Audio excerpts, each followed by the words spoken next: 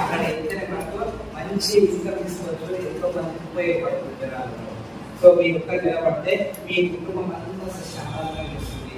మీ కుటుంబం ఒకటే కాదు, మీ చుట్టూ ఉన్న మీ బంధువులందరూ ఇప్పుడేమో స్టార్టింగ్ ఎక్కిస్తారు. నువ్వు నిలబడిన తర్వాత వీళ్ళందరూ శుభాకాంక్షలు అవుతావు. మీ బంధువులకైనా కాదు, మీ కుటుంబంలో మొత్తం చేస్తారు, వాళ్ళందరికీ శుభాకాంక్షలు అవుతావు. సో రేపు అక్కడ మీటింగ్ మీరు వచ్చినా కానీ అక్కడ నేను ఇబ్రహీంపట్నంలో ఉంటా, వాళ్ళు హైదరాబాద్ అని చెప్పేటప్పుడు సుమారు ఎంతమంది ఉన్నారు?